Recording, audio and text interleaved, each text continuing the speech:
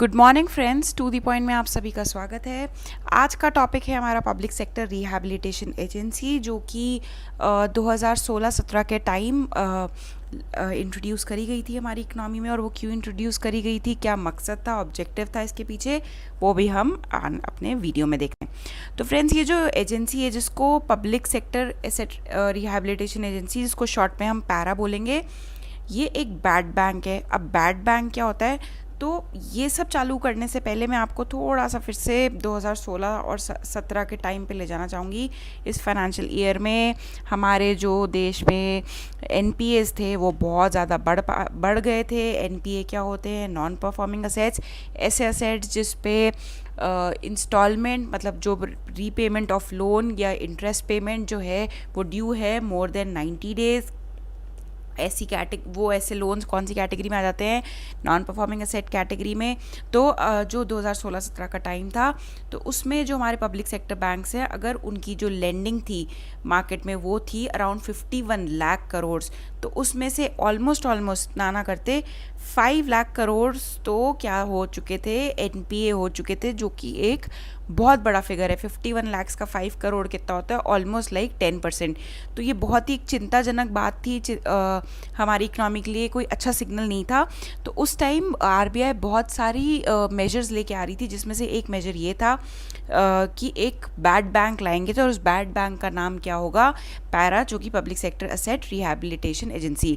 और bad banks क्या होते हैं? ये एक अपने आप में एक असेट रिकंस्ट्रक्शन कंपनी होती है, जो कि एनपीएस को खरीद लेती है बैंक से एट अ डिस्काउंट प्राइस।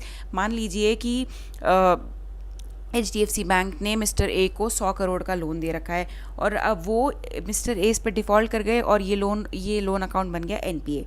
तो ये जो ARC है, ये HDFC को अप्रोच करेगी और बोलेगी कि ये जो 100 करोड़ थे, मैं आपको 90 करोड़ देता हूँ, और ये जो लोन अकाउंट है आप मुझे ट्रांसफ़र कर दीजिए।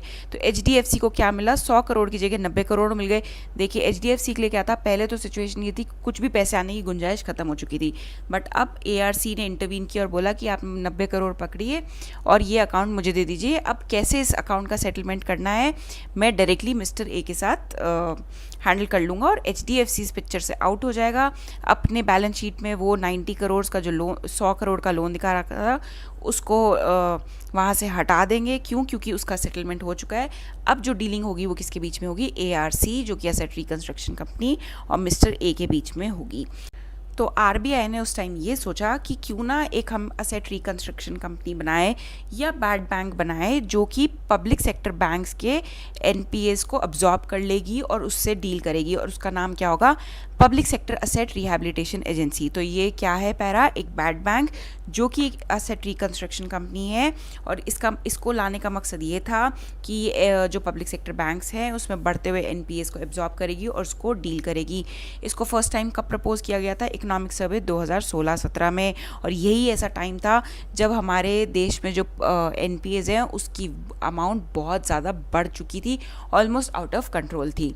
अब इसका क्या नीड पड़ी? तो बात वही है सारी, क्यों इंक्रीज़ हो रहे थे एनपीए। मैंने आपको बताया ऑलमोस्ट 5 लाख करोड़ के एनपीएस तो सिर्फ पब्लिक सेक्टर बैंक्स में थे। इसके अलावा प्राइवेट सेक्टर बैंक्स के एनपीए अलग, 5 लाख करोड़ के तो सिर्फ पब्लिक सेक्टर बैंक्स में थे। Stress assets of banks are making it difficult for new lending. भाई पैसा ब्लॉक हो गया, पैसे वापस आ नहीं रहे, जो डेटर्स है पैसे चुका ही नहीं रहे, तो इस वजह से न्यू लेंडिंग नहीं हो पा रही थी मार्केट में। तो इसलिए हमें ज़रूरत थी कोई ऐसे मैकेनिज़्म को लाने की जिससे कि फिर से लिक्विडिटी इंट्रोड्यूस हो मार्केट में, वो जो पैसा अटका हुआ है लोन अकाउंट्स में वो वापस आ जाए। Third, as bad debt keeps rising, it raises the cost for the government to finance the PSBs। अब हो क्या रहा था कि जो पब्लिक सेक्टर बैंक्स हैं उनकी कैपिटल बहुत कम होती जा रही थी। अब गवर्नमेंट की भी तो एक लिमिट है ना, कितनी और कैपिटल इन्फ्यूज़ करेंगे, जितनी मर्जी कर लो। पर हो क्या रहा था कि वो फिर एनपीए में कन्वर्ट हो जा रही थी। तो अब हमें एक ठोस मेजर की ज़रूरत थी कि ऐसा स्टेप उठाया जाए, या तो एनपीएस बिल्कुल कम हो जाए, या फिर अगर एनपीए हो भी रहे हैं तो उनकी साथ साथ उनको रिजॉल्व करने का भी कोई मैकेनिज़्म हो। और उसके लिए हमने ये पैरा बैंक को लाने का सोचा, मतलब पैरा दैट इज़ जो ये एजेंसी है इसको लॉन्च करने का सोचा।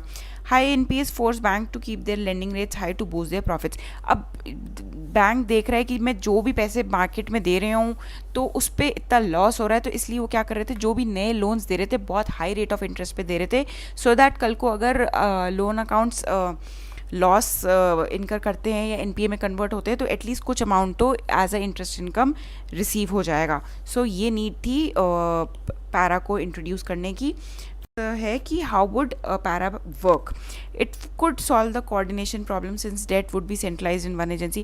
भाई सारे जितने भी पब्लिक सेक्टर बैंक्स के एनपीए हैं वो उनका डेटा, उनका मैनेजमेंट सब एक सेंट्रल एजेंसी के पास चला जाएगा, तो उनको सॉल्व करने में भी ईज रहेगा. क्यों? क्योंकि एक ही एजेंसी है जो इन सबको डील कर रही है.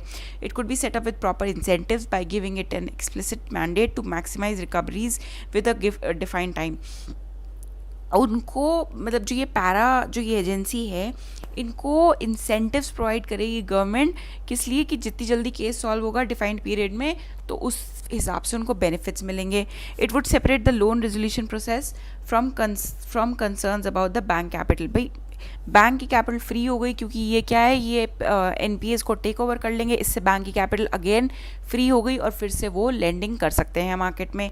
Once the loan are off the books of public sector banks the government would recapitalise them they by restoring the financial health. भाई पैसा वापस आ गया ना लेंड करने के लिए मार्केट में बैंक्स के पास, तो वहाँ जो इकोनॉमी में है लोन क्रिएशन या क्रेडिट क्रिएशन नहीं रुकेगा क्योंकि साइमल्टेनियसली ARCs उसको टेक ओवर कर रही हैं और अपने एंड पे उसको रिजॉल्व कर ली है.